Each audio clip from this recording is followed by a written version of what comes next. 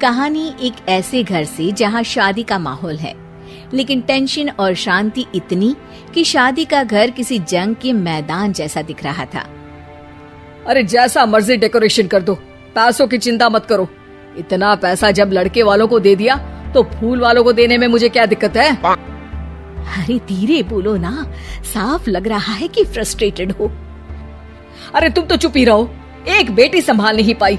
सारा दिन मैं काम पर जाता था, सोचता था घर पर बच्चों को अच्छे से संस्कार मिल रहे होंगे, लेकिन नहीं, मैडम को तो अपनी किटी और फैशन से फुर्सत मिले तब ना। माँ चुपचाप वहाँ से चली जाती है। समझ में नहीं आता कि आखिर शर्मा खानदान में हो क्या रहा है। कल तक चिड़िया सी फुदकने वाली शीना की शादी यूं अचानक एक मोटे काले लड़के से क्यों हो रही है? शीना कमरे में हाथ में गुड़िया लिए बोलती है, मेरे साथ जो हो रहा है ठीक हो रहा है। तुम तो सब जानती हो, साहिल मेरे लिए भगवान है। अब जब वो ही नहीं मिला तो फिर कोई भी हो, जिंदगी ही तो जीनी है, जी लेंगे। बाहर शीना की बुआ किसी से बात करती है। अरे मोटा नहीं, उसे तो खाते पीते घर का कहते हैं। अब ओबेरॉय का नाम भी किसी को बताने वाली बात है। उनका इकलौता लड़का तो करोड़ों की सामी तो है ही। अरे हमारी शीना बिटिया तो रानी बनेगी, रानी। इन सब के बीच कहीं कोने पर शीना हाथ में मेहंदी सजाए बैठी थी और आंखों में आंसू सजाए। और वो समय भी आ जाता है जब शीना मंडप के नीचे हाथ में वरमाला लिए खड़ी होती है, लेकिन तभी अफरा तफरी मच जाती है। कोई कहता है, अरे लड़के की माँ को हार्ट अटैक आ गया। अरे अच्छी खासी थी, कैसे हो गया? अरे कहते हैं ना, किसी किसी लड़की के पैर अच्छे नहीं होते। हो सकता है कि मनहूस है ये लड़की। शीना पास खड़ी सब सुन रही थी। फिर शीना अपने कमरे में आ जाती है। शादी ये कहकर नहीं होती कि लड़की मनहूस है। अब लगातार शीना के लिए लड़के देखने आते, लेकिन आस पड़ोस या किसी के कहने पर शादी हर बार टूट जाती। लेकिन एक दिन, अंकल, मैं काफी दिनों से आपसे मिलने की कोशिश कर रहा था, लेकिन हिम्मत नहीं हो पा रही थी। अरे बेटा, हिम्मत तो हमारी टूटी पड़ी है। वैसे कौन हो तुम?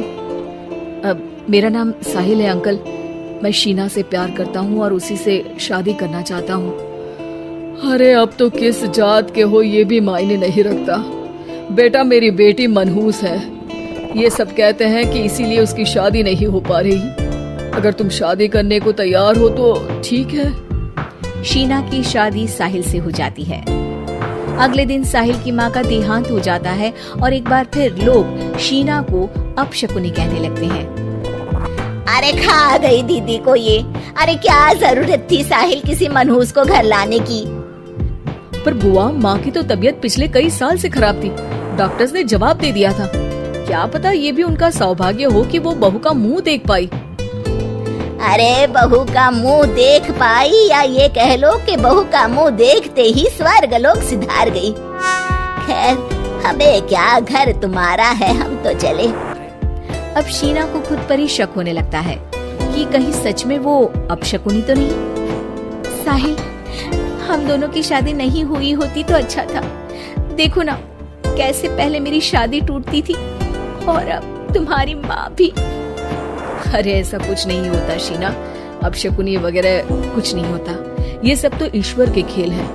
वो शादी तुम्हारी इसलिए टूट गई क्योंकि तुमको मेरी पत्नी बनाना था, और माँ का जाना तो तय था। वो काफी बुजुर्ग थी, साथ ही एक ऐसी बीमारी से जूझ रही थी जिसमें डॉक्टर्स भी उन्हें नहीं बचा पाते। शीना साहिल की बात सुनकर तसल्ली कर लेती है और वहाँ से चली जाती है। अगले दिन, शीना, अरे ओ शीना। क्या हुआ? उफ, कहीं फिर मेरी वजह से कोई नुकसान?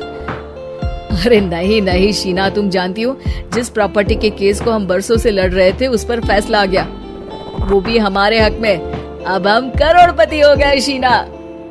शीना शांत रहती है। अरे क्या हुआ? करोड़ पत्नी बनकर तुमको खुशी नहीं हुई? शीना की आंखों में पानी आ जाता है। चलिए जी, कुछ तो अच्छा हुआ मेरी जिंदगी में आकर आपके साथ। साहिल शीना को गले लगाकर कहता है, मेरी नई नौकरी भी तुम्हारे ही आने से लगी, ये प्रॉपर्टी का केस जीता, सब कुछ तो तुम्हारे आने के बाद ही हुआ। फिर तुम मनहूस कैसे?